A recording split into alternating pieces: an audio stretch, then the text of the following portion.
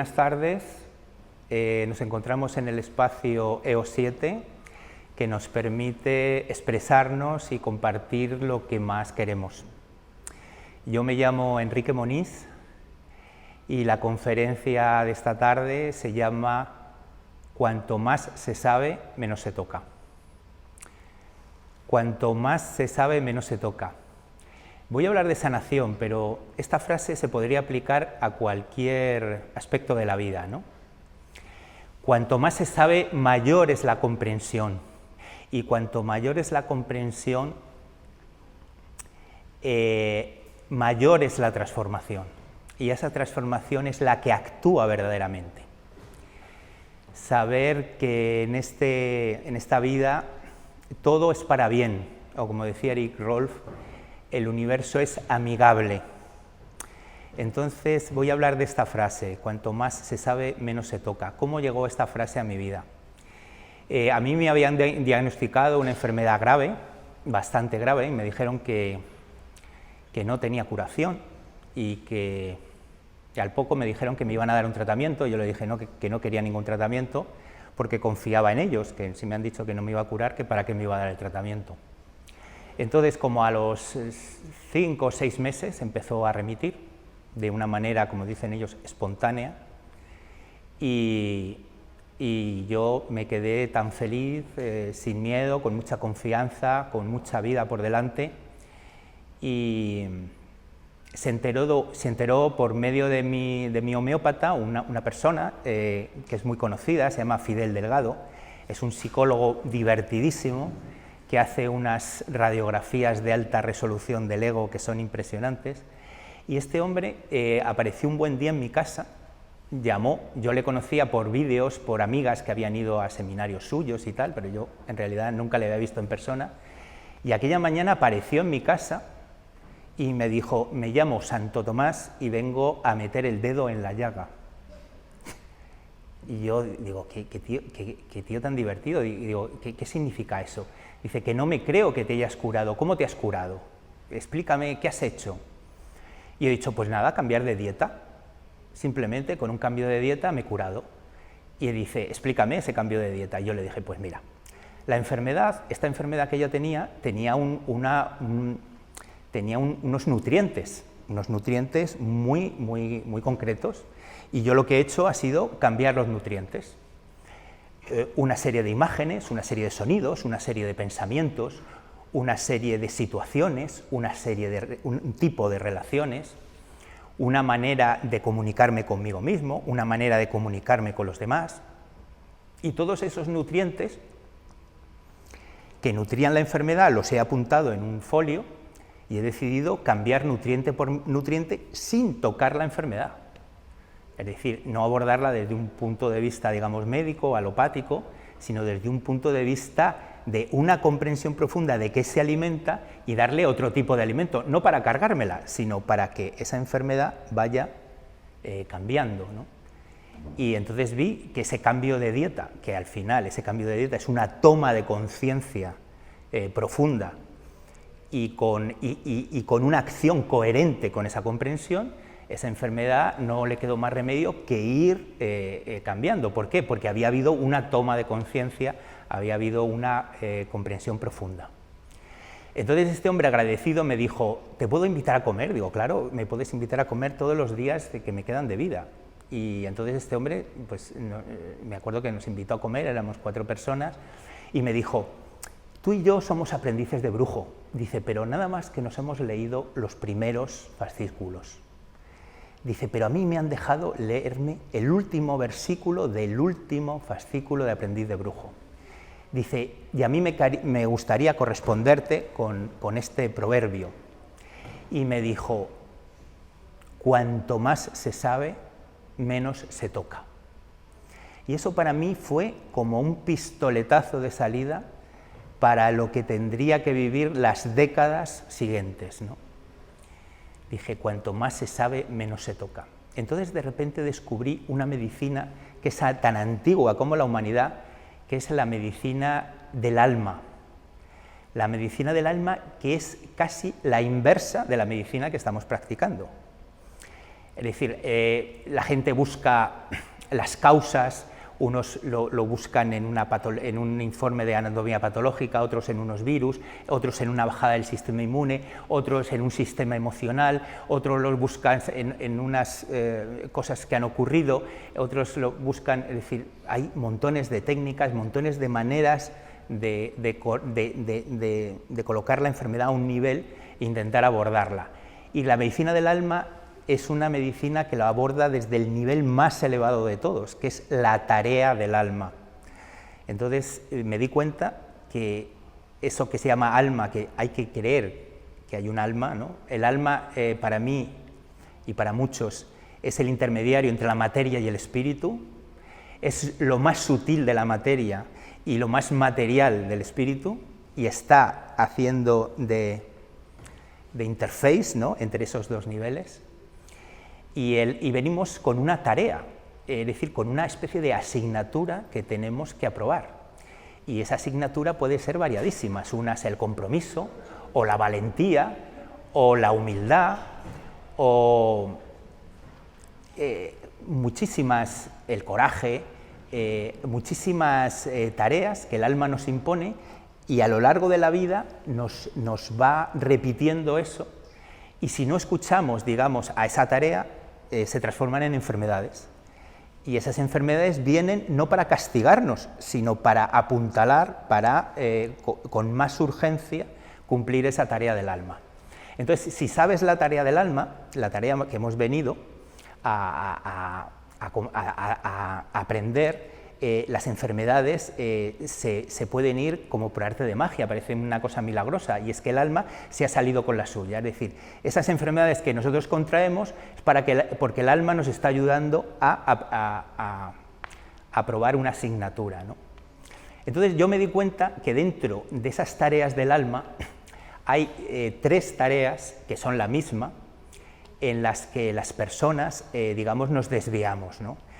Nos hemos identificado mucho con nuestra personalidad, nos reconocemos por lo que los demás han reconocido en nosotros y por lo que nuestra personalidad reconoce, y entonces creemos que somos algo, que tenemos que hacer más o menos lo que nos han dicho, lo que está de moda, cosas muy superficiales.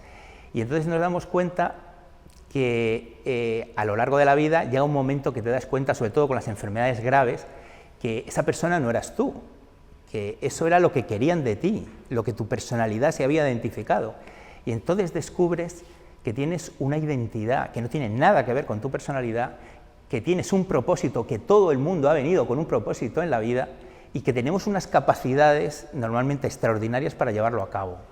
Entonces el alma está vigilando eso, que haya una identidad, unas capacidades y un propósito para llevarlo a cabo, ¿no?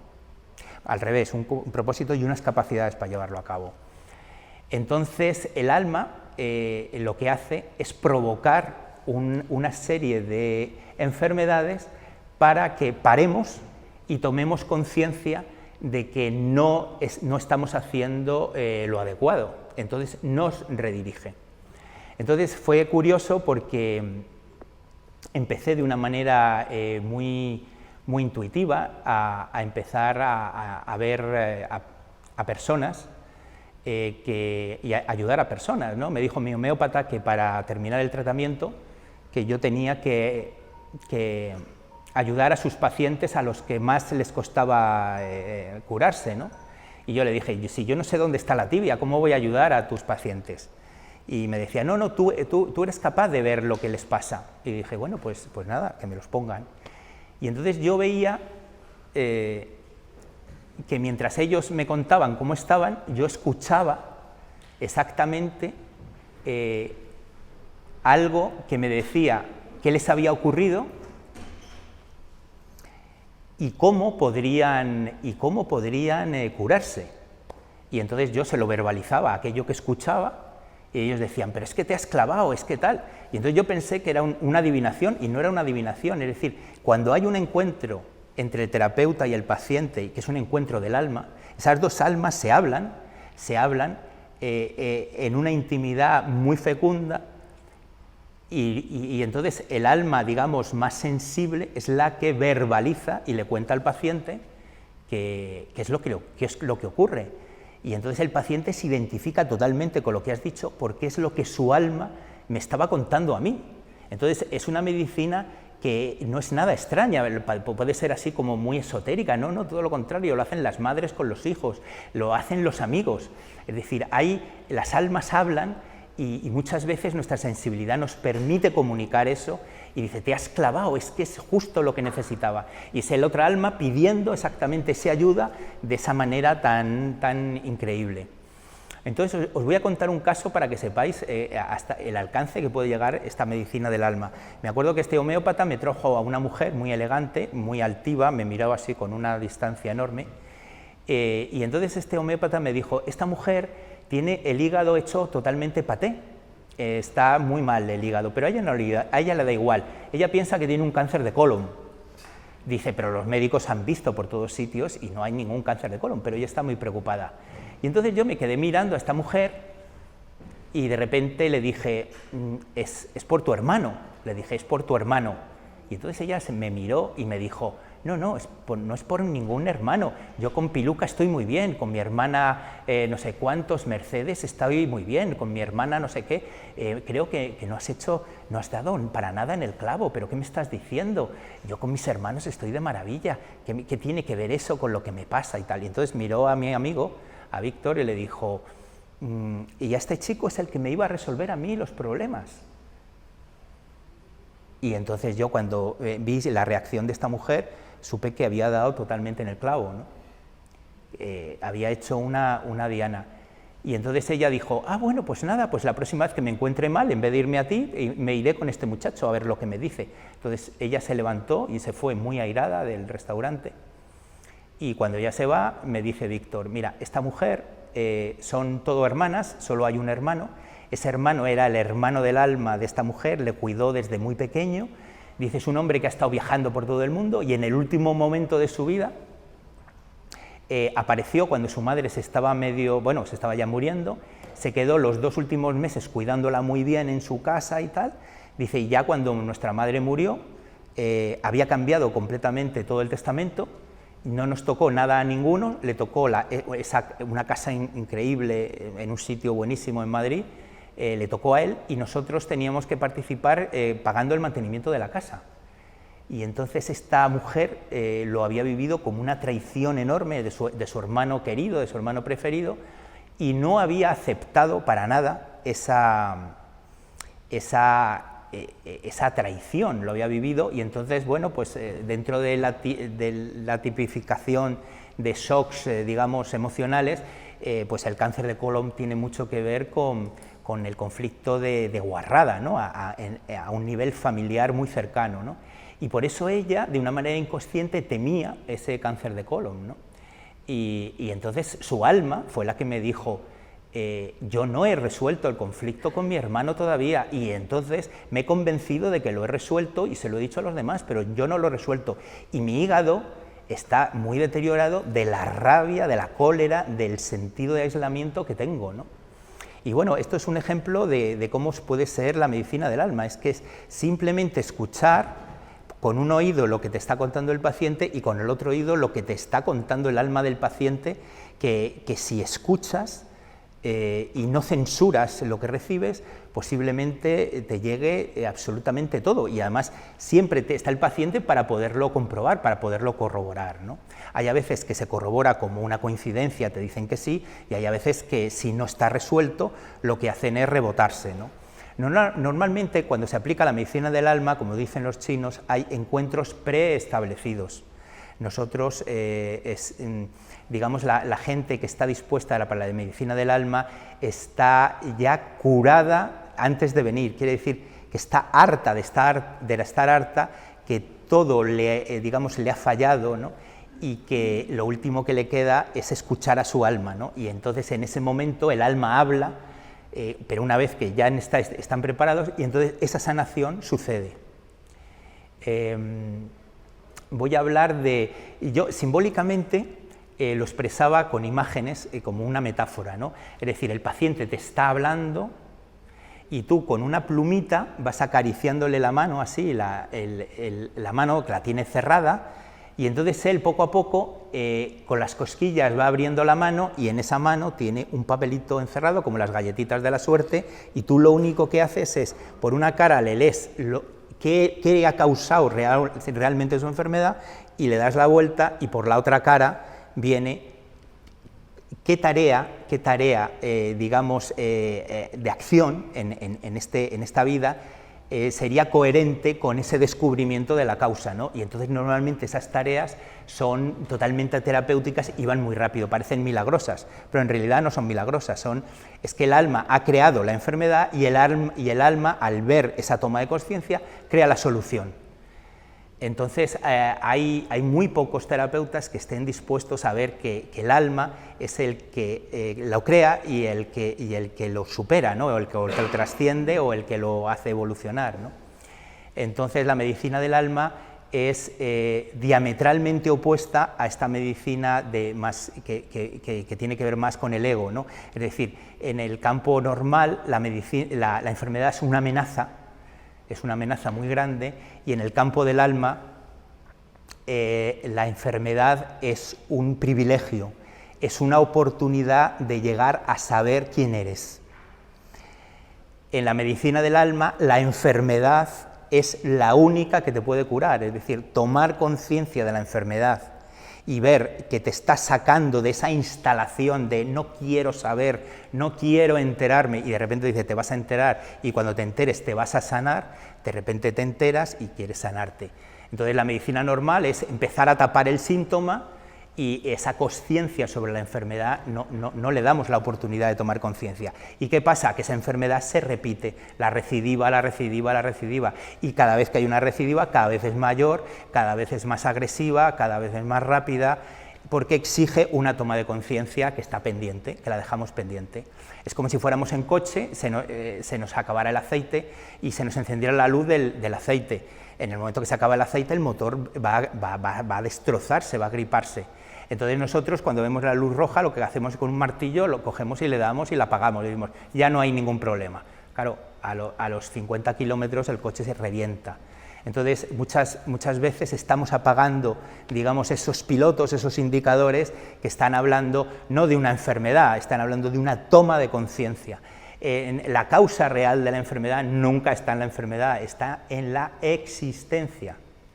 Es decir, ha habido algo existencial que no es algo existencial, es nuestra respuesta a lo que nos ha ocurrido, lo que ha podido permanecer inconsciente y va a causar la enfermedad hasta que no venga la consciencia. Os voy a contar un caso que tuve hace muy poco, de dos chicos. La mujer había sido compañera mía de trabajo, y me llamó y me dijo, ¿nos puedes atender, nos puedes ver y tal? Y yo dije, bueno, pues sí. Entonces me contaron dos cosas pues bastante graves. Ella tenía una cosa neuronal que le hacía desequilibrarse bastante, y le habían quitado un tumor cerebral, le había salido otro, y estaba muy preocupado, y estaban los dos muy mal. Habían sido pareja y se habían encontrado después de 10 años los dos muy enfermos. Y entonces yo le dije, mira, desde el punto de vista de la medicina normal es preocupante lo que os pasa, pero desde el punto de vista de la medicina del alma es un privilegio que podáis comprender lo que os está diciendo. Y entonces fue muy bonito porque se resolvió muy rápido y se dieron cuenta enseguida, porque claro, siempre que hay medicina del alma siempre hay un presentimiento, siempre hay un presentimiento de la verdad. Ellos llegaron y estaban ya muy sensibles a lo que yo podía decirles que su alma me estaba diciendo. Y ella, por ejemplo, se había dedicado todos los últimos años de su vida, pues tal vez una década o más, a preocuparse por la mujer, por el maltrato, por todo esto, ¿no? Por mujeres muy amenazadas, muy maltratadas, y se había dejado la vida en ello, había trabajado un montón de horas, tenía muchísimo estrés, y su alma le estaba diciendo que había cuidado a todas las mujeres del mundo menos a ella misma, y que ella necesitaba tratarse en profundidad. Bueno, pues en cuanto se lo dije, ella se le saltaban las lágrimas, empezaba a llorar, que es una respuesta como de sí quiero, sí es así, ¿no? Y entonces incluso su jefe en su trabajo le ha dicho que estaba muy estresada, que tenía que cuidarse, y entonces el alma le pedía que todo ese amor y toda esa entrega que había dado a los demás se la tenía que dar ella hacia sí misma, ¿no? Y entonces fue muy bonito. Y él, que era médico, una persona muy bondadosa, que había hecho una bondad enorme, la vida le estaba pidiendo que esa bondad que había dado a los demás se la diera a sí mismo. Es decir, el alma pedía algo muy sencillo, ¿no? Que estaba pidiendo esa palabra mágica que habla Ramana Maharshi, que es la autoentrega, ¿no? Entregarte a ti mismo, ¿no? Entregarte a ti mismo. Y uno tenía que emplear eso, esa calma y ese descanso profundo, y la otra persona, que era médico, tenía que emplear esa bondad tan grande, esa ternura, esa paciencia, esa escucha, la tenía que emplear con él mismo, es decir, tenía que dejar de trabajar y decir, estoy fallando en lo básico, ¿no? Tengo que empezar por mí. Me he volcado en los demás y estoy perdiendo mi esencia. Entonces era una lección que era la misma para los dos, se encontraban después de 10 años, tenían las manos agarradas y fue un momento muy tierno, ¿no? Poder ver cómo el alma se expresaba con una claridad sorprendente y ellos dos lo único que hacían era llorar y asentir sabiendo que, pues eso, como tu fe te ha salvado, ¿no? Es decir, estaban en una comprensión tan profunda que sabían que si eso, que ya estaba hecho, que era simplemente decir que sí, ser dóciles y entregarse a ellos mismos, no había más que hacer, ¿no? Y eso es, bueno, a mí me encantó, ¿no? Entonces creo que la medicina del alma es...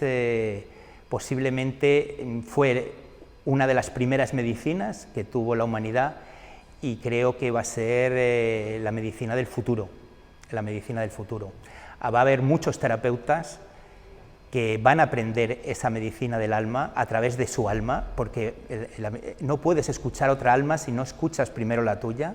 Cuando escuchas la tuya ya escuchas la de los demás, no hay que aprender primero la mía y luego la de los demás, es simultáneo. A medida que tú te escuchas profundamente, empiezas a escuchar el alma de los demás. Y además las almas son muy parlanchinas, cuentan un montón de cosas que la gente no cuenta. El alma es muy valiente, el alma va a pecho descubierto, el alma se sabe inmortal, entonces habla siempre de verdad y no pierde el tiempo en absoluto, porque no pierde el tiempo porque vive en un no tiempo, ¿no? Entonces hay muchos terapeutas que ya están empezando a acoger a sus pacientes y a hacerles responsables de su salud, hacerles totalmente responsables de su salud. Les acompañan en ese tránsito de esa enfermedad con esa comprensión y llegan a realmente transformarse. Y lo que hacen los terapeutas es sacar al paciente de ese miedo, de esa negatividad y de esa culpa que les ofusca y no les deja escuchar esa voz nítida que les está diciendo: esta es tu tarea, este es tu camino y este es tu propósito. Muchas gracias.